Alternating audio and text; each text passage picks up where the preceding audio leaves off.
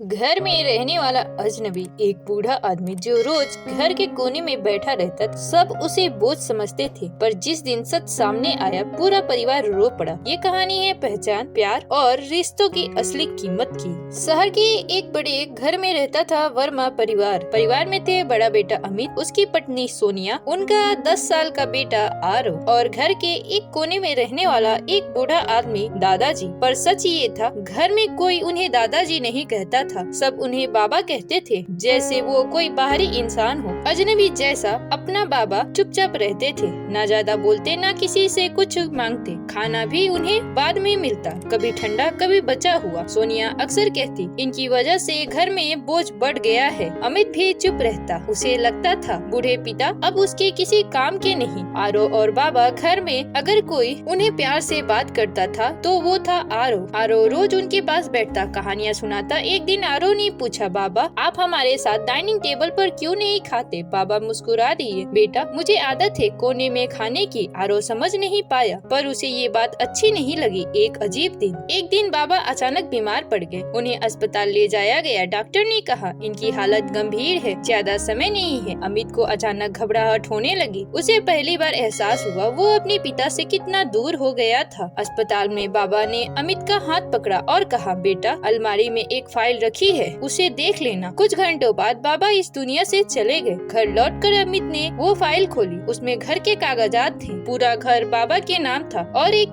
चिट्ठी में लिखा था, अमित जब तुम्हारी नौकरी चली गई थी और तुम टूट गए थे, तब मैंने अपनी जमा पूंजी लगाकर ये घर खरीदा ताकि तुम्हारा परिवार कभी बेघर ना हो। मैं चाहता था कि तुम खुद को कमजोर ना समझो, इसलिए सच कभी नहीं बताया। तुम्हारी हर खुशी मेरी जीत थी और अगर कभी मैं तुम्हें बोझ लगा हूँ तो मुझे माफ कर देना। अमित के हाथ कांपने लगे, उसे याद आया वो दिन जब उसने पिता को डाइनिंग टेबल से अलग बैठाया था, वो दिन जब उसने कहा था, अब आप आराम करो, हमें आपकी जरूरत नहीं। आज सच सामने था, जिसे वो बोझ समझ रहा था वही उसकी नींव था। अगले दिन अमित ने घर में एक नई डाइनिंग टेबल मंगवाई और एक खाली कुर्सी हमेशा के लिए छोड़ दी। आरव ने पूछा, पापा ये कुर्सी खाली क्यों है? अमित की आंखों में आंसू आ गए। ये उस इंसान की है जिसे हमने घर में रहकर भी कभी अपना नहीं समझा। अक्सर जिन लोगों को हम साधारण समझ लेते हैं वही हमारे जीवन की सबसे बड़ी ताकत होते हैं। रिश्ते पैसे से नहीं सम्मान से चलते हैं।